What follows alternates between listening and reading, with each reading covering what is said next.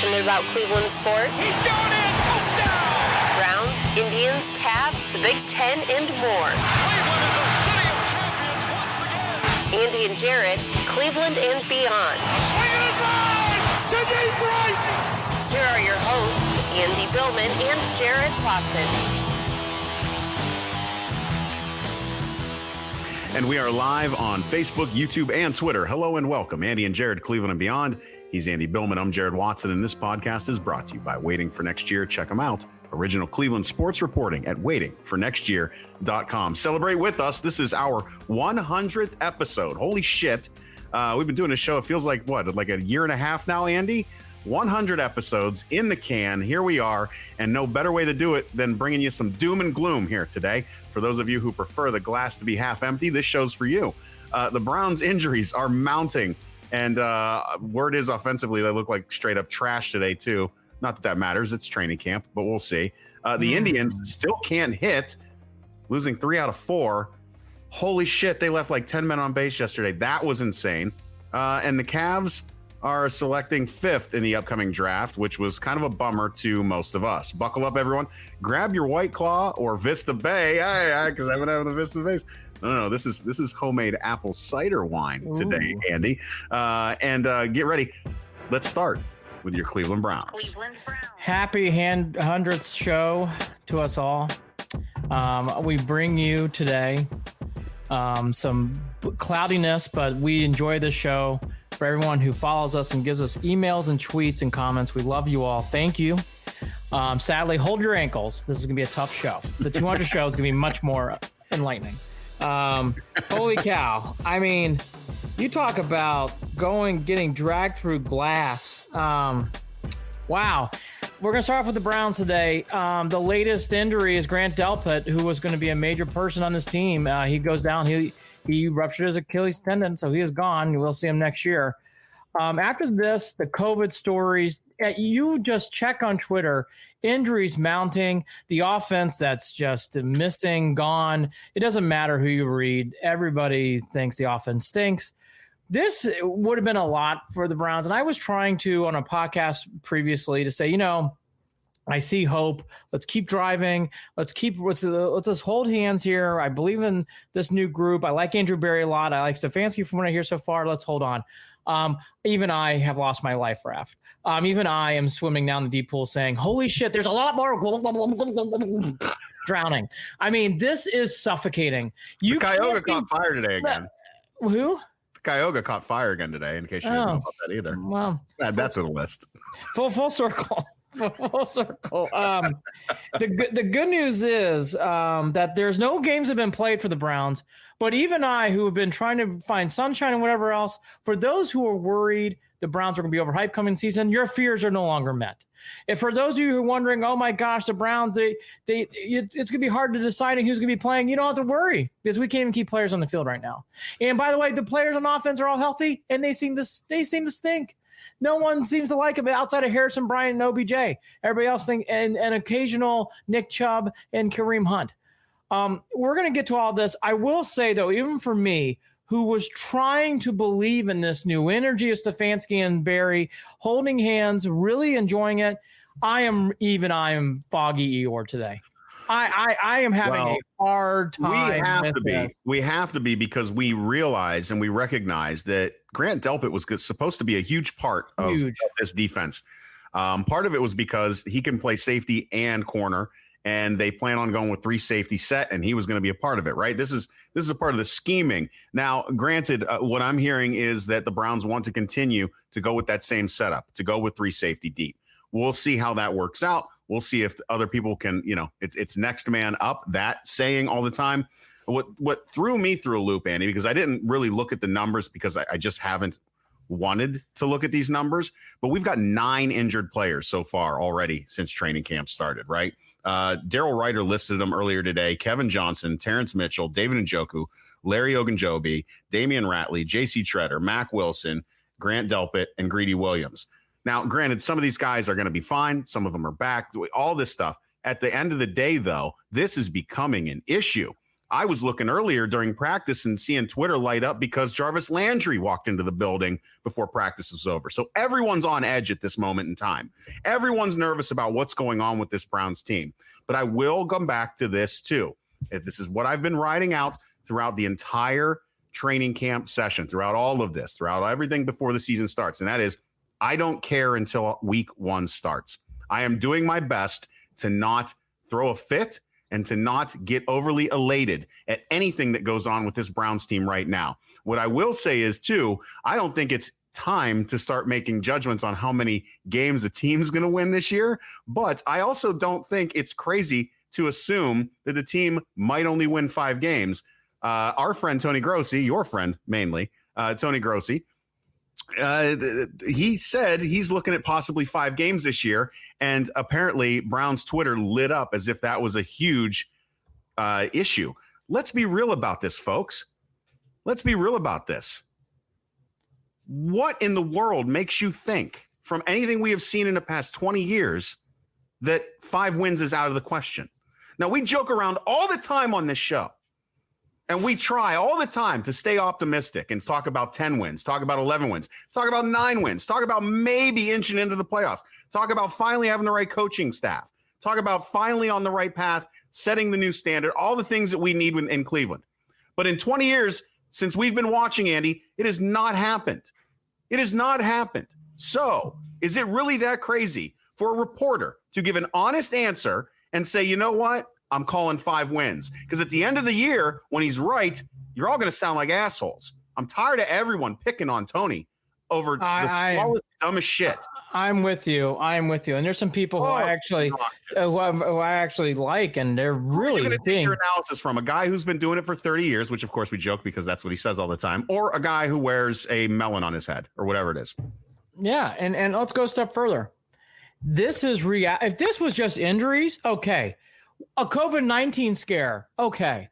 An offense that's been recorded as looking very – look, let's listen to the comments from Alex Van Peltz. I thought his comments rang very true about the situation going on with this team.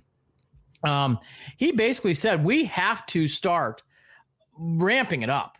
Like, this has to start kicking into gear. The urgency is high right now, end quote. Quote, through training camp, the installation, we're trying to figure out who we really are. Right. We did not have a lot of time in the spring. Okay.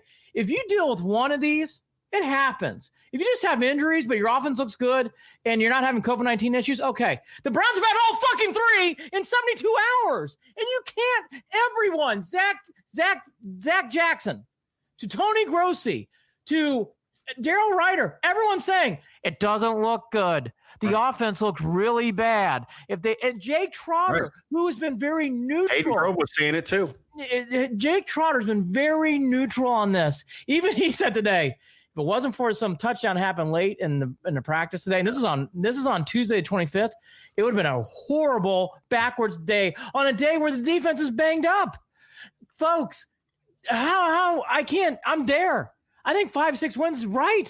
I can't believe how this has turned. I don't know what else to do. This is not good. I'm not seeing the signals of hope. That they're buried under storyline and David Njoku's got wrist injuries. What now? Yeah, I don't know. I just look. You got to be realistic. Now, there hasn't been a game yet, sure. And look, they have 2 more weeks to figure this out. Absolutely. But this team is behind. It's not going well. You can't say it is. Honestly, Jared follows it, so do I. I look for everywhere. No one else is talking about their training camps outside of the Berea. Every goddamn day there's a story, and it's always injuries, or it's always about something going wrong, and Baker looks crappy. And then on Sunday, which was nothing in the Browns' control, they had this COVID-19 story. It's just mounting. It doesn't stop. Sunday, COVID-19, Delpa injury. Today, the offense stinks. It just is non-stop. I'm in an abusive relationship with the Browns. I can't stop getting hit in the head with negative crap. Sorry, it's not going well. And I want hope. I want hope now. I want it. I don't hear it. I think you need to jump on. I think you need to jump on board with Nothing. me, Andy. This is why you need to jump on board with me. I'm not getting overly worked up either way. No, it's usually the opposite. Jared. Yeah, you're right. I mean, I just, and again, it just goes back to Andy. It just goes back to this. We have made preseason assessments about this team every single year. I'm not going to do it right now. We have time to see what happens when they get out on the field. We can't be the only shit show of a training camp. I'm with Jared. Who else has had this? Well, I don't know. I don't follow anyone else. Jared, I watch everything on ESPN. You don't see these stories anywhere. You're looking from the outside, from the inside out. Well, there. wait, Jared, what else training camps had really crappy news every day? Tell me. I'm ready. I'm listening. Again, I don't know. The thing is, you would hear about that on the national level. The Browns keep dealing with stuff day after day after day after. You know what they talk about in Steelers camp? Brendan Roethlisberger looks good. You know what I hear about in the Ravens camp? Outside of Earl Thomas, everything's going okay there. Like the Bengals, Joe Burrow and that team's whizzing down the field on. Don't get overly hyped up. Listen, Jared, again, you can get excited, and that's the other issue too. Is you might not be hearing anything bad about the Cincinnati Bungles right now or the Pittsburgh Steelers. You might not be hearing anything bad about those teams right now. That's fine. That doesn't mean it's going to work out on the field once the season starts. Now, granted, again, this is very Browns. This is, and I'm just, Jared, I'm not going to lose my mind yet. And we also know this, with this Stefanski group, with this COVID-19 season, why should we expect anything other than a pain in the ass, scary sometimes, awful preseason training camp situation? What were we really expecting? Jared, what has gone right in preseason for the Browns so far in camp? Nothing. They showed up. Yeah. I mean, honestly, Jared, nothing's gone right. I mean, if your offense looks crappy, you're one of your leaders of your team, JC Treader, suddenly has surgery, and you haven't even put on a shoe, and then your first real drill, your best talented player on probably both sides of the ball outside of Myles Garrett, Nick Chubb, has a concussion. That just happened on one play. That's pretty awful. Jared, nothing's gone right. Now, Jared's right, and I was going to come back with this. So let me make sure I explain my point. It doesn't equate to wins or losses, but it's hard feeling good. Mm-hmm. It's hard feeling good about this. It's hard. I read everything. Even I am like, oh, I don't even want to look today, but crap, let's see what happened today in training camp. Like I'm there. It's hard. I will say, it doesn't mean you're going to get blown out by the Ravens, but hard for me to say anything else right now either. I mean, the Ravens have had a little issue in their training camp. So Earl Thomas is not playing nice. And you know what? He's by the way, he might become Berea. The Browns don't have anybody. I know. There. Well, good. Bring them. Well, you think you would love to take it out on them? I just look. Here's the thing. Injuries aside, we're going to find out how well Dorsey, because this is some of Dorsey players, and how well Barry has managed his offseason, because the depth of the chart will play in there. You can't do anything about injuries. Grant Delpit is sad. I feel terrible. He was going to play a key role in this team. Awful. Greedy Williams being hurt is also not good. And by the way, he is still being evaluated according to today's Stefanski. Yeah. He's not back on the field yet. And Greedy Williams didn't play well last year. Right. And now he's hurt. That kind of stuff stinks. All these things happening. COVID-19, thank God, it was all false positives. But again, it set the tone. I will say, though, everyone, and Van Pelt's comments rang true to me. Like, you can tell. He's like, the urgency is high right now. You know why he's saying that? Because he knows they're not playing well. This is like, it's okay, they have time to fix it. But all you can do is go on the optics and the stories, and the optics and the stories tell you, this is not. If the defense is banged up and the offense sucks, And they're bringing in kickers for Cyber? Uh-oh. I mean, what are we doing? It's hard getting excited and fired up. Doesn't mean they can't be. And by the way, if Stefanski pulls a rabbit out of his hat and pulls a season out of this, hey, we have finally found our savior. Hail Francona, move over. Stefanski gets a seat. But this is a lot to overcome, Jared. I just know what I know. Like, this is a lot to overcome. And let's go there. Well, Baker Mayfield could use some positive news from the press this week. After their day off on Wednesday, he needs a positive week of practice. He does. Andy, when they're having these, I don't think you're getting a full view of implementing the running game that they're going to implement on the field when they're having these practices. And that is going to have a big effect on what this offense looks like in this training camp. So here's the savior. Jared hit it. Hand the ball off to 24 in the Kareem Hunt. It's going to change everything. I mean, you're talking about training camp right now. You're not talking about full pads playing it. It's not the same. It's not going to be the same. No. We all see. Everyone agrees. It's not about this going into. We all know this. It's like spring training. As soon as the first pitch happens in the first game, as soon as the ball gets kicked off, all that stuff is gone. Yeah. It's just the vibe going into that game. It's all about the vibe going into that game. Well, and it is going to be very strange going into that game without having a preseason. That's my point. Under your belt. That's my point. I don't necessarily. I don't know that I look, Andy. I'm just saying we don't know what the hell is going to happen. No. You do you hear me? So I agree. Because of that, I agree. And because of that, I am just being a little bit more reserved in wanting to throw a fit. Believe me, if they look like a shit show come week 1, we're going to get on here and I'm going to lose my fucking mind. And you already know that. Well, right. I'm going to lose it. And we know that already. But right. And see, you and I are saying the same thing. All I'm saying, it's like a hurricane. You're seeing the warning. I shouldn't tell you how to feel, Andy. You're right. I understand why you're worked up right now.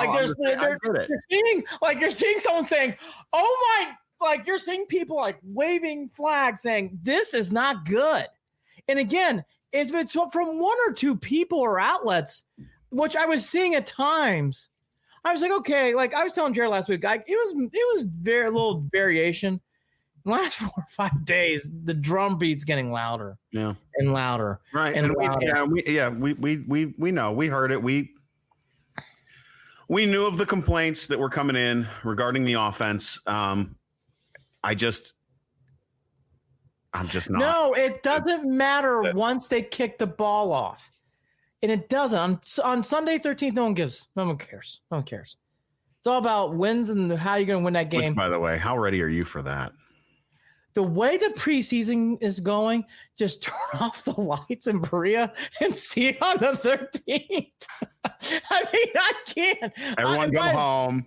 Oh, take your ice baths. Oh, and by the way, God bless all of you watching practice. How the fuck are you making it through the day? Oh, I mean, I just can't, Jared. I gotta be honest. It's nothing about on the field in week 1, but the build up to this game. Like it's so funny, and maybe we'll reverse course. God, could you imagine? But like last year is building up to these things. It was 6-10. God, you just hope it's built. Okay, it's building up the exact opposite of this year, where everything you do, it's like, well, the good news is today is no one got hurt, but the offense looked crappy. Monday, Delpit's out for the year. Sunday, COVID-19 test problems. It just never stops. The good news was Nick Chubb bounced back really quickly after coming out of concussion protocol. So that's good news there. Very good news. I mean, I don't know. Do we have any other good news? Any? Look, here's okay, ready? There's 3 players who I keep hearing about a lot that's on a positive note. Harrison Bryant, the rookie. You hear a lot of good things about him. Up until today, I guess Hooper had one of those weird days, but Hooper's been great. The tight end from the Falcons is going to be a star. Everything you hear, he is going to get the ball out and he's going to do big things. Chubb and Hunt, who don't do a lot, but when they touch the ball, they do great. And we like him, and I'm supporting him, even though I didn't like that article he did. OBJ has looked fantastic.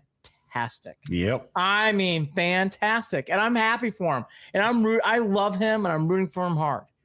Those are all good things. David Njoku, I heard this today, and I'm starting to hear more of it. I think he's on his way out. I think you can just start zipping up that trade deal and whatever that's going to be, and you can already hear the rumors. Yeah, and a lot of that's coming straight back down to the fact that he's having issues catching the ball. Wrist. Correct? Catching the ball is still an issue.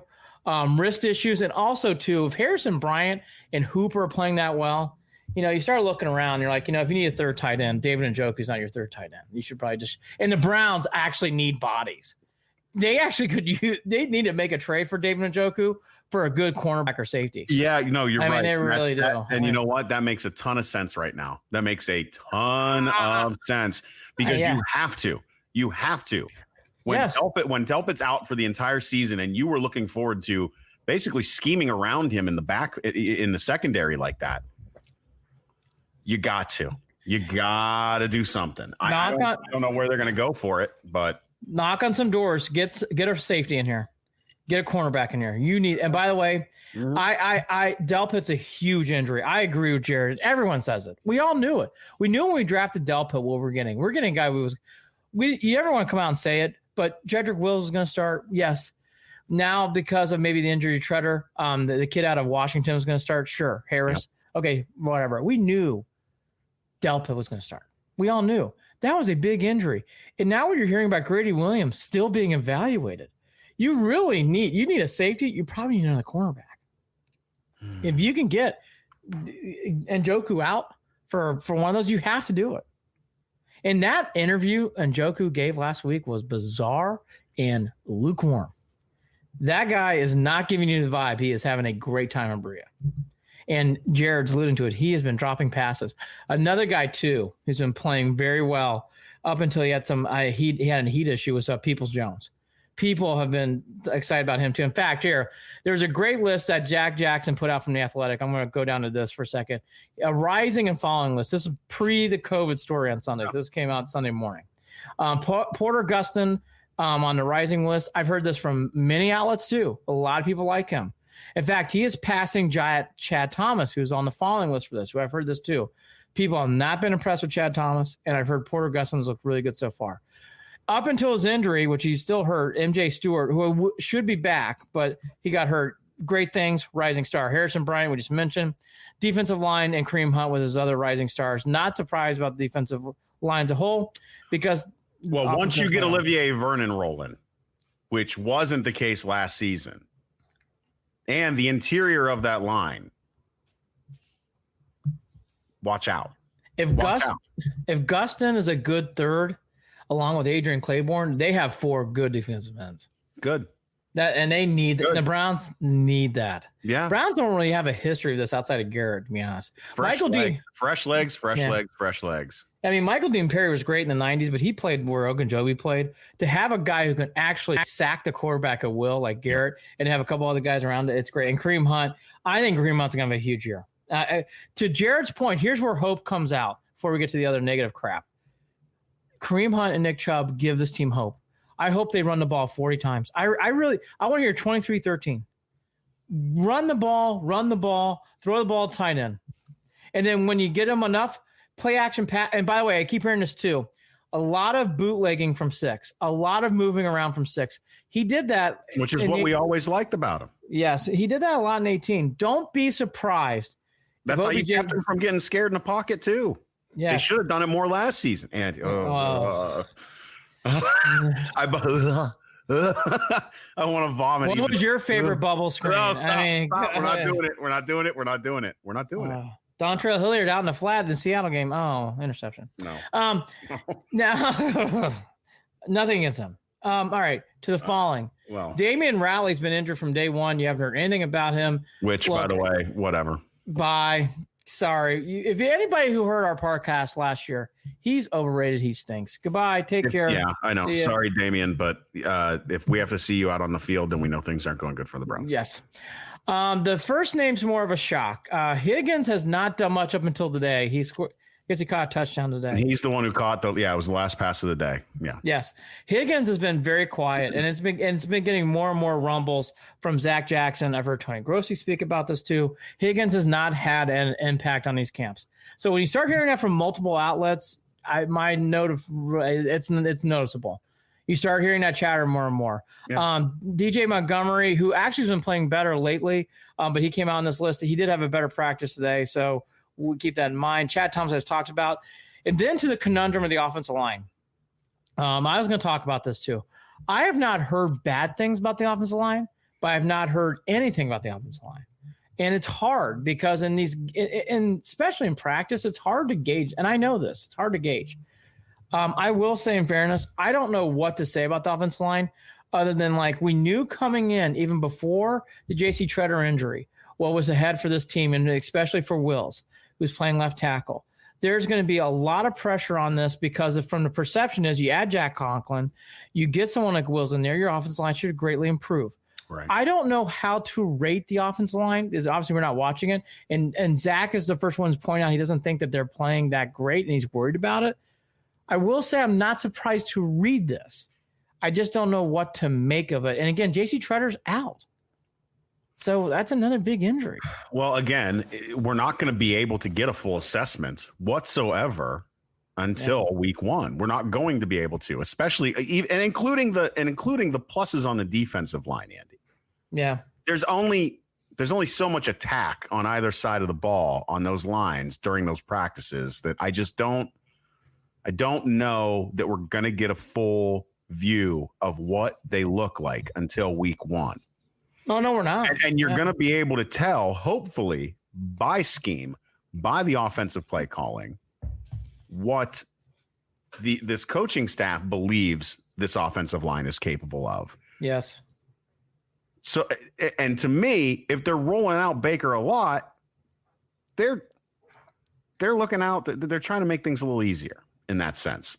And they've got the offensive weapons to do it as well. When you're talking about 2 running backs, a fullback, 2 tight ends, and Odell Beckham Jr., and of course Jarvis Landry, who's been the workhorse anyways for the Browns for the past couple of years. So let's just wait and see how they implement all of this on week 1.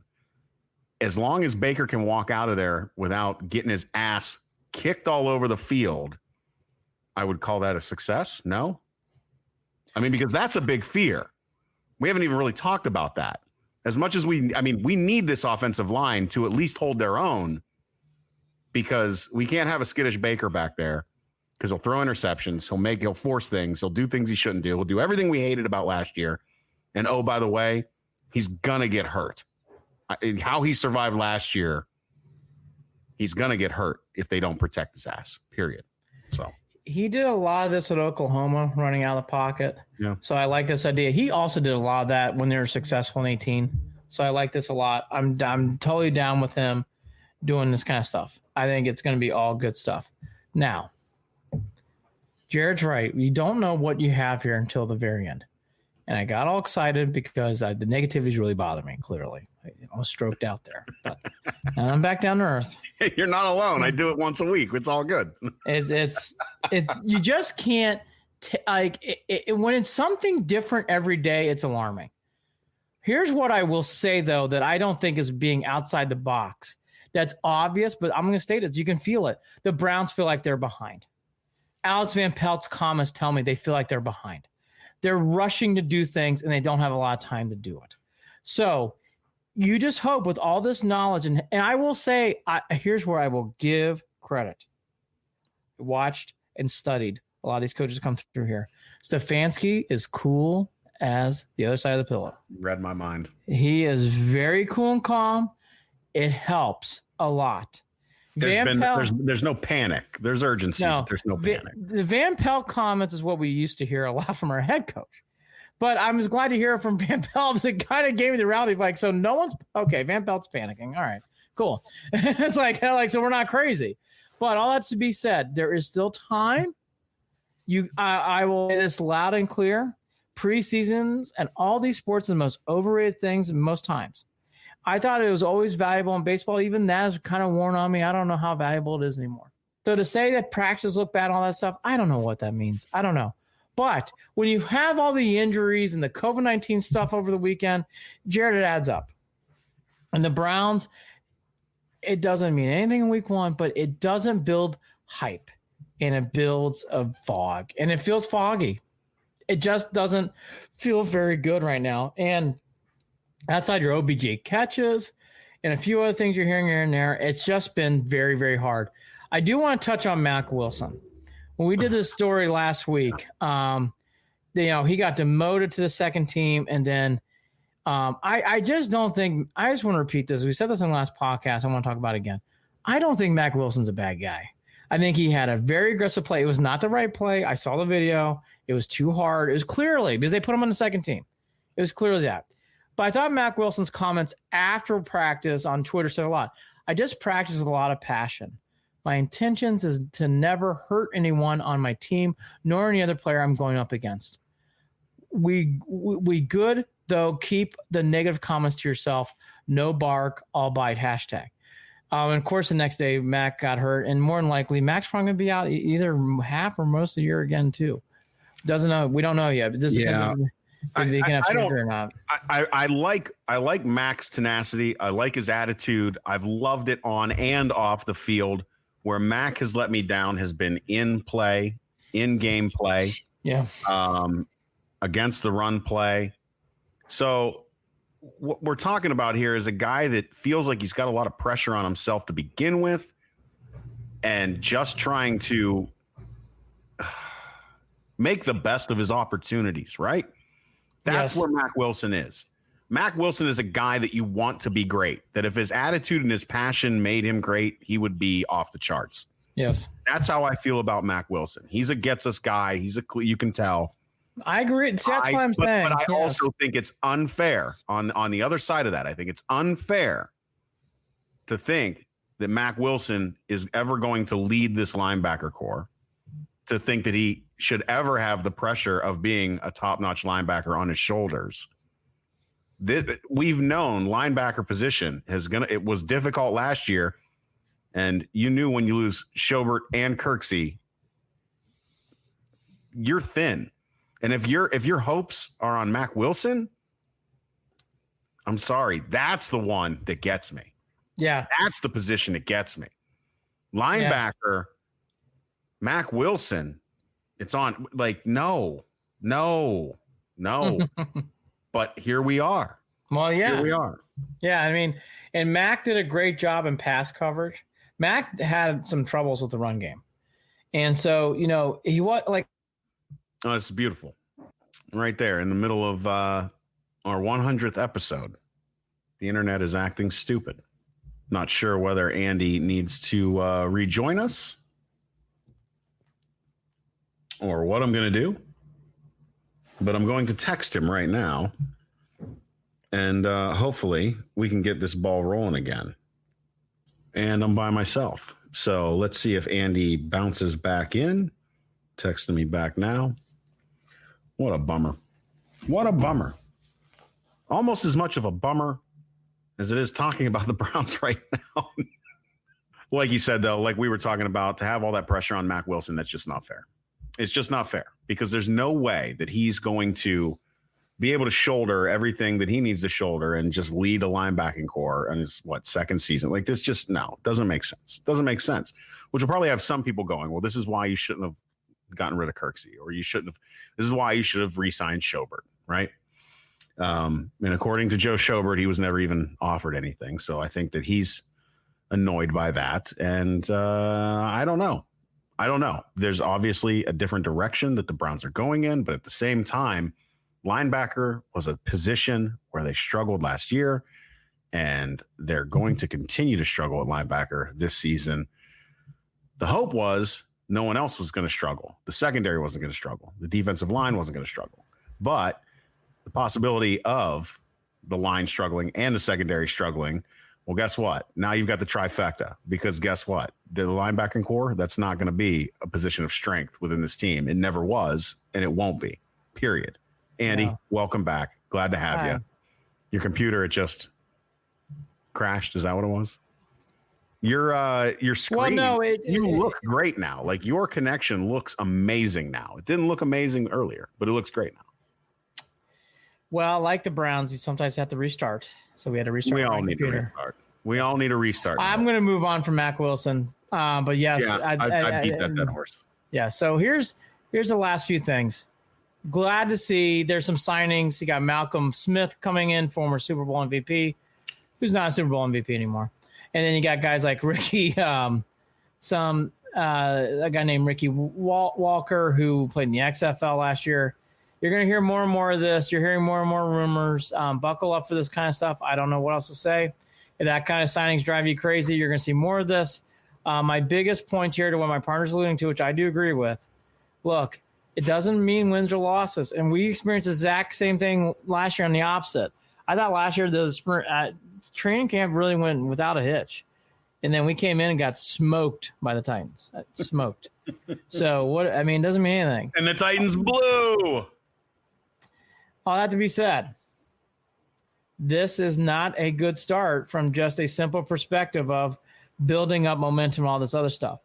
Two other things I want to hit. I also want to say this Baker Mayfield story, it's either I do want to hear Jared, wouldn't it make you feel better to hear a little bit more positives about 6? Yeah, because here, let me pose this question to you. This is where it starts to get a little tricky. Obviously, the new regime came in and they didn't want to completely throw out the baby with the bathwater, right? That's the way that they came in, and I have praised them for that decision. Didn't have any choice. Well, they did. It just would have been wash, rinse, repeat the same shit we've been going through over and over again. Right. They could have done it. No, you're right. You're right. But they didn't. That would have been the wrong decision. But okay. Now I will say this. Does Baker get the same freebie season that the coaching staff gets? Yeah, I didn't think so. We talked about then what are you looking at? Draft. Then what are you thinking? Trevor Lawrence. That's yep. But is Trevor Lawrence? Is that where we want to go? I hope we don't have to start talking that way. But I said this back in January. I'm not off it. If 6 stinks or 6 struggles, you're heading down that road. There are people that have made and a lot of it's because they're looking for clout. But there's people that really genuinely believe Case Keenum will be in there starting at some point this season. That's you know what? Okay, that could happen. If that I will repeat this statement. If that happens, the Browns are in bigger trouble down the road. Yeah. You ain't That's kidding. not what you want. You ain't kidding. That is not, and I'm telling you, the way the season's being built up, Case Keenum's going to lead you 5 or 6 wins too. It's not, folks. 6 has to perform for this team to win.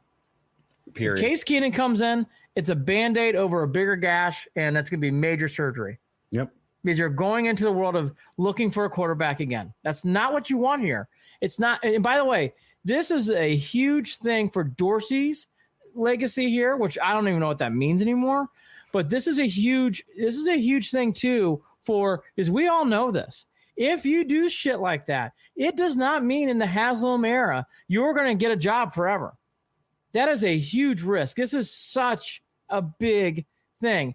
That's why putting in all these efforts and frustrations and practices to me isn't crazy, because you get it.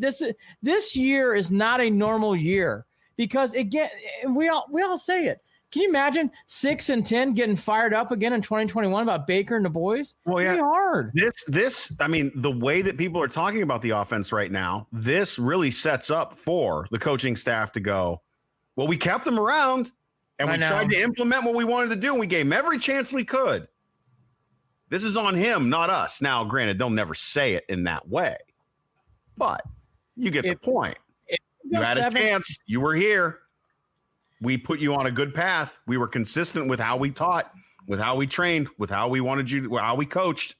Yep. With the system we put in place that was meant to accentuate and your skills and bring out the best in you, which is what it sounds like right now. With the bootleg, with the rolling out, with the adding of the fullbacks, with the adding of another tight end. Those are all things that are good for Baker. So If that doesn't work, that's it. I think 6-10, 7-9's on the fringe too. I just don't see it. Don't see it. I think you're going down a new road of a new quarterback. Yep. There's going to be 1,500 fans coming to First Energy Stadium this year because it's either 15% if you have a max capacity below that, which obviously the Browns do not. The Browns 15% would be more like 10 to 12,000. So 1,500 fans this year. Would not be surprised if all those tickets sold out quickly for that. And that's it. They're trying to get more, but I don't think that's going to be possible. We'll have to wait and see. And I don't think this was a surprise. I didn't see much pushback, which was good. No Muni lot. There will be no tailgating around the stadium this year. It is go to the game, go home, see ya, take care, goodbye. That's how it's going to be played out this year. So, there won't be any of that Barley House stuff or the stuff you see online. None of that stuff's going to be happening. Yeah, I noticed that a couple of other teams, I think the Bills came out today too and said that they were not going to have any fans for the first 2 games at least of the season. Other teams are doing the same thing with no fans. I'm okay with that. I like the idea of 1,500 fans.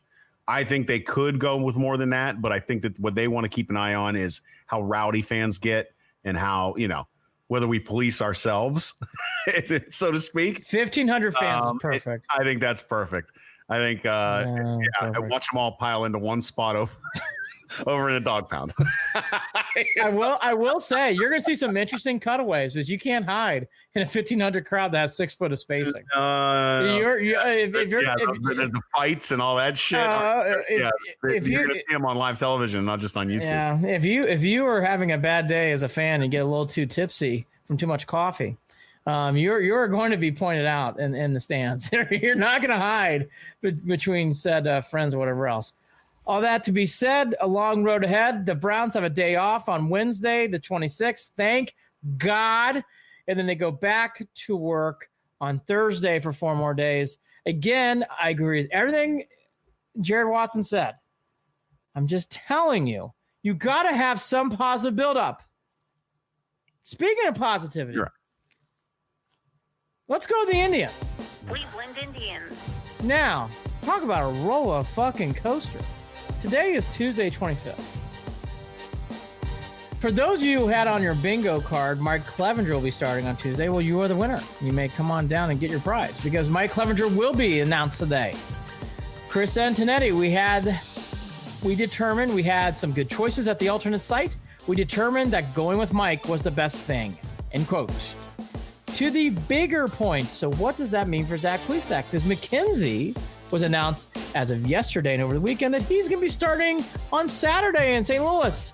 Antonetti, he called in Zach Plesac after the decision was made to have Mike Clevinger start tomorrow, and he explained to Plesac that they don't have an opportunity for him at this time at the major league level. Holy shit, Andy. So, Andy, all right, so let's start out with this then. What I'm getting out of that from Antonetti is there are things that we are not aware of. There has to be. Because if you are going to bring a lying sneak back and let him start with being around the guys who are ready to choke his ass out and not bring up the young dumbass who made a mistake, who we thought you could keep around and corrective action correct and bring back. This is a flip-flop. This is a Freaky Friday incident. This is swapping. I had no idea, and nor could I have predicted that the Indians would decide to bring Clevinger back and not bring Plesac back. That blows my mind. And Andy, that tells me there has to be something that we don't know about that's going on. And I think it's got to be more than that dumbass video that he made. There has to be. But at the same time, I will say this, and I will caution this to Antonetti, to the rest of the team, and anyone else who gives a shit about the Indians. Again, when somebody shows you who they are, believe them. Clevinger will fuck up again in the future. Let's just put it that way. At some point, somehow, some way, I will put my money on Clevinger fucking up again. because I think that it is just who he is. That's where I'm at with Clevinger. If the Indians think differently, I think they're making a mistake. But at the same time, maybe I'm missing something. So I think my partner's onto something. I would have also started Plesac. I get the feeling Clevinger starting, not because there's anything we don't know about the stories. I think this story's been vetted out. I think this is all about Clevinger getting traded, which I think is going to happen. And I think they're going to showcase him to get his ass out of Cleveland. I think that's the reason why he is starting on Tuesday. And more from Mandy Bell on Buster Only today, just a few minutes ago, to trade rumors from Andy Martino at SNY. The drumbeat is getting louder and louder about the Indians and Yankees who made trades recently in recent years. We all remember Andrew Miller making another trade again. That drumbeat is getting louder and louder and louder. Now, I don't think Lindor reports. Look, I'm going to put that aside because I will probably stroke out if he plays for the Yankees. No, the Yankees can wish in one hand and shit in the other and see which one goes up first. And there's no way that they're going to trade him to the Yankees. Sorry, it's not happening. No, but Clevinger going to the Yanks because they need starting pitching. And they'll have to cut his hair. And we get Andujar and we get Clint Frazier back. Oh, yeah. And by the way, I heard some debate today. Oh, Andujar, where would he play in the Indians? Because he's a natural DH. We will put Franmil Reyes in the outfield. And Mr. Andujar can play DH. Yeah. This team, there's 3 or 4 things here. This is surprising. People are tired of seeing Freeman in the outfield. Oh my God, that drop fly ball. These lineups of Luplow, Greg Allen, and Mike Freeman. Oh, Jared. Oh, I know, but Jared, Luplow's a pinch hitter at best, and he's finally batting above 100, thank God. But it's like Mike Freeman's a pinch hitter at best. Like, these are not guys who can be, if your outfield coming into these big series is Greg Allen, center field, Mike Freeman in left field, Luplow, I'm waving white flag. We're fucked. Goodbye. Take care. Bye. This series is more important than I think the Indians are making it now. Oh, I agree. You're by the way, done with the season, and you come out there and you leave 10 men on base. Mike Freeman's dropping fly balls. Get the fuck out of here. I mean, this team of even on Sunday, Luplow, Greg Allen. By the way, the bunt would have been great yesterday. I love the bunt. Anyone would have dropped the bunt. It would have been great. I love the bunt. There were opportunities for a lot of bunting yesterday to spark something, to move runners, to get that extra run, because you can't lose 3-2 to the fucking Twins. We can't lose every game to the fucking Twins and expect do anything. Rogers shuts us down. The Indians are just fine. Sanu hit a big home run. Twins are better. The Twins are clearly better than the Indians. They are clearly better than the Indians. My Indians, his Indians, our Indians. They're better. The Twins are running laps around us right now. Laps. They're laughing. And Romo chewing us out in the dugout, getting motivated, throwing shit. Yeah, I'm tired of it. I don't want to lose to the Twins anymore. And they're clearly better than us. And they're mocking us. In every game, 3-2. Well, it's a scrappy loss. Shut up. Let's win these games. It's exhausting. It's exhausting. These losses are terrifyingly bad. I agree with Jared. You just want to jump off the plank. You just knew in the ninth. Is there anything more fun than leaving 2 men on base every year? Is there anything more entertaining than watching your team leave 2 men on base every fucking inning? Well, how many times too? Okay, I love J-Ram striking out in big pitches.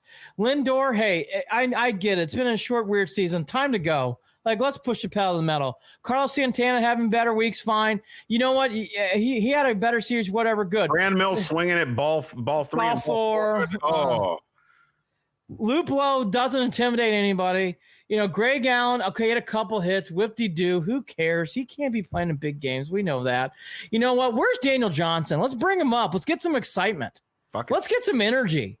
I can't do this outfield every day. Back to Clevinger. I want to get back to that for a second. Yeah, sorry. Then we'll jump back. No. This is still you brought up something, Andy. You brought up something that I actually wasn't really thinking about, and that is the whole idea of showcasing them. Showcasing. Yeah. It's showcasing. And that makes sense. And by the way, what does that mean?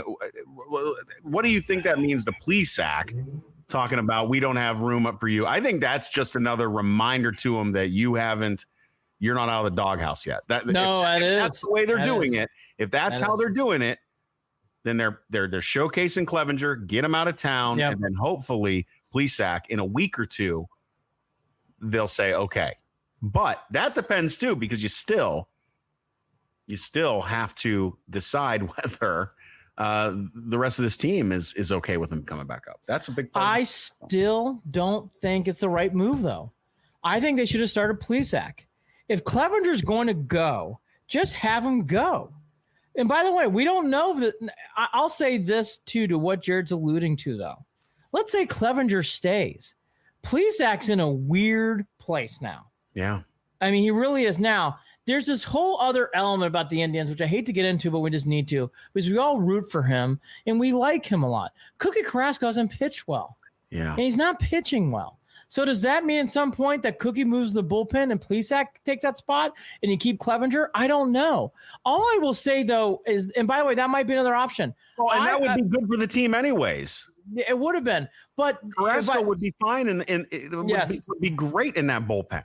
And by the way, he's good in the initial innings. He just has these bad middle innings. Well, he loses his control out of nowhere. Oh, just nowhere. And does not look confident. Does not look confident. Now, here's the thing, though.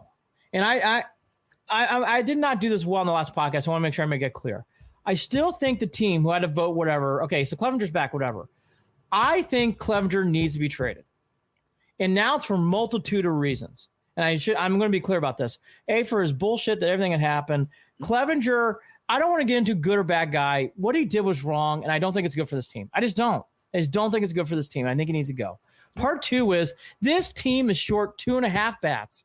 And if you have an opportunity to trade for him and get bats, you actually have to do it. It has been clear. It is, again, nothing against these gentlemen. They're not bad guys. But the day, like, when DeShields got hurt, my first inkling was like, well, here we, and by the way, why can't Naquin play every day? I like Naquin playing every day. I want Naquin playing every day. Naquin needs to be playing every day. I don't know if he's the best outfielder in baseball. And actually, I do know that. Wait, let me back up. He is not. He's in the bottom half. But for this team, he's one of the best. He's got to be playing every day, Jared. I don't understand this. Like, Greg Allen's a nice player. Well, he's not a starter. Here's Andy. I think a part of this that we have to add into this equation is the fact that Tito hasn't been around every week. I was going to mention that week out, and I think that's affecting some of this. No doubt. Sandy's coming in there, and Sandy's coaching how Sandy wants to coach, and that is entirely the way to go. You cannot have Sandy coming in there, and I can't remember who said it, and I don't remember whether we talked about it. Sandy isn't coming in there to try to be Tito. Sandy is coming in there and is going to be Sandy. Antonetti is being Antonetti, but you know that he's probably there's a little more pressure on him in regards to this situation when you're talking about Tito not being around. Tito, you just hope, and word is he will be okay, but he had a stent to deal with to help with blood flow because he had some clotting. So Tito's he's doing okay, but he's still not ready to come back. And it's going to be this way. The difficult thing is, Andy, this is such a short season where you need a guy to have his finger on the pulse and plug and play and pull and move and make these and just roll with the punches. And we don't have that right now because we don't have the consistency of having Terry Francona in that dugout at the moment. And you wonder if that might have something to do with some of the way that things are going. And I'm not mad about those things. I'm not throwing a fit about those things. I know that they will work themselves out, especially by the end of this season when it comes playoff time, because I'm not worried that, at least at this point, I'm not worried that the Indians won't be in the playoffs. What I want them to be is ready for the playoffs and know their lineup and know who they're going to go with and have a solid idea of what the outfield's going to look like. But this is 2 years straight of this outfield being what the fuck. And I thought we had it figured out, Andy, and we don't. I think the Indians are on the edge. I think the Indians have a long road to go. I don't think it's a guarantee at all. I think the Indians have to start hitting better. I agree with Jared's assessment completely. I mean, you've heard, for people who don't know, and we all are big believers in Francona, so I agree with him. However, last night, Sandy Alomar doesn't have a bat either. This team's got to start hitting. This you hear it on every. It's like the reading of the offense for the Browns right now. No matter who you listen to, the Indians right now can hit off-speed pitching to save their life, and it's consistent every night. And now it's to the point where they're not swinging at good fastball pitches, and you're starting to see that now. And you're starting to see. And I'll tell you again, support him, love him. I love his hustle. The helmet thing, all that. Hey, whatever. J-Ram's got to start playing better. Lindor's got to start playing better. It's got to be said more. Those guys have got to elevate. And again, not bad guys. But I'm sorry, Freeman, Luplow, Allen. No. That is not going to stand. The Indians are on the edge of not making the playoffs. I think they'll be okay and make it, but I think there's a long road to go. Because let's just be honest, the Indians have the starting pitching, they have the make, but they've been squeezing out wins against the Pirates and Tigers last 9 days, up until the Twins. Okay, they go play in St. Louis after this. And let's be real, they lost to the Tigers out of those. Yeah, so. Yes, and by the way, because they can't hit, team can't hit. No. It is so evident. And these games, these strikeout things are just boring. Did I freeze up? Is that you freezing up this time, or is it me? That's you frozen. Let's see. Can you hear me? Nope. You can't hear me. Cycling. Let's see if he comes back. Can you hear me? This time it's Jared. But anyways, like the Indians, again, like it is so much of the time that they just cannot. Oh, cycling. There he is. Oh, I see him texting. He's frozen. He's smiling. I mean, we're almost there. I can feel it. I can see you. It's podcast. It's like everything we've been going through. This is as painful. This is as painful as the I can hear him. We had today. It's like a checkerboard. Yeah, this sums up. And now Andy's gone. Wow. How annoying is that? Twice in one episode. Twice. Is that a bad sign for the show? Is that a bad sign that our 100th episode has been a complete shit show? That the internet has given out on us twice now? Well, we're waiting on Andy to come back and roll from there, and we'll wait on Andy. But, all right. When we're talking about the Indians and we're talking about them not hitting, I don't know what else we're supposed to talk about. Because we can focus on the good pitching, but we've already done how many episodes about how good this pitching has been? We've already done how many episodes about how best rotation in baseball, yada, yada, whatever it may be. The fact that they are hitting as poorly as they are, I personally cannot understand. I do not understand where that comes from. Because these are guys that throughout their history as ball players can hit and have shown they can hit. But we've also run into the issue of a lot of them getting cold. A lot of them going cold and not being able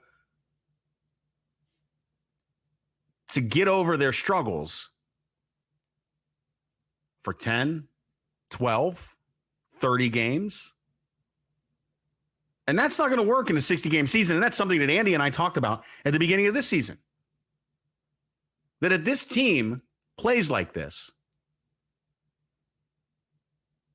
then you're not going to do well. In a 162-game season, you can start out cold. But right now, we're already more than halfway. We're halfway, more than halfway. We're right about halfway through this season. It's almost over. And you've got guys, you've got a team. Good Lord, what are they batting as a team? 160? What are they batting as a team, Andy? 160? I don't know. It's like my internet. My internet's calling. It's totally gone. It's not good. So Andy called back. Andy, are you on your? So you're on your phone now? Yeah. So we'll make this quick and brief. Maybe we'll do a part 2 show tomorrow to recap. Actually, it might be more entertaining. So here's a quick thing. There's obviously the internet gods wanted to make sure this show was disrupted as many times as possible. So we'll do a part 2 tomorrow. I just want to throw in a couple things. Well, before you do, we should talk about this real quick. Robin's commenting on Facebook, and she's right. She's talking about changing the batting order. Yeah, that might be a part of it. There are some things about the batting order, but Cesar Hernandez has been the one bright spot offensively, and I'm glad that she mentioned that. I'm glad that she brought that up because he has been hitting the ball. So really good. Look, Cesar Hernandez, Carlos Santana because of his walk. Reyes, they're fine. Lindor has to play better. Sorry. J-Ram's got to play better. Sorry. They're not playing up to their abilities. They're just not. Like, J-Ram had a couple games, but before the other day, he was like, what, 0 for 18, 0 for 20? Well, yeah, and I don't know, but Perez didn't have a great day yesterday, did he? Perez is okay. I right. It up real quickly. The Perez and catcher situation, he's great behind the plate. We know in a big spot in the playoffs he can get a big hit. We're all being truthful and honest. Perez this year has stunk. And the bat. He's great behind the plate, but Perez has stunk. Real quickly, and then we'll do a part 2 tomorrow. The McKenzie story was wonderful. It brought a breath of fresh air. He saved the weekend. He's the last. He was the only guy. It was the only good. It was the only thing that really brought light to this weekend. I love his stuff. He's exciting. This is why the Clevinger trade has picked up steam, because it makes sense. It just makes sense. It does make sense. And Andy, I've talked about this when you weren't on. I can only talk about how good the rotation is so many times. If they don't start hitting the ball, none of it's going to fucking matter. No, it doesn't. And again, Bieber tonight, there's rumors Bieber's going to win AL MVP. That's how good he's been. And that's from national writers, not people locally, national writers. Bieber, save us, please. My God, save us. Well, there's already folks that are talking about not only Bieber being a possible Cy Young future kid, but also the fact that McKenzie will be too. So, again, the team is set up perfectly if you love great pitching. Hit the fucking ball. And hit to save your life. And these are guys that have, and this is what I said too while you were gone, that these are guys who historically can hit. But we don't have time in a short season. 10 game slump, 20 game slump, 30 game slump. Get a sense of somebody needs a fire up their ass. Look, if it takes bunting, you bunt. Get the job done. Get the job done. McKenzie's great, though. I love this kid. I love his excitement. We needed that over the weekend. And I won't take away anything from the Bucko series. Carlos Santana hitting game-winning home runs is great. I'll throw that in here real quick, too. And, hopefully Bieber saves us, and we'll do more on that tomorrow.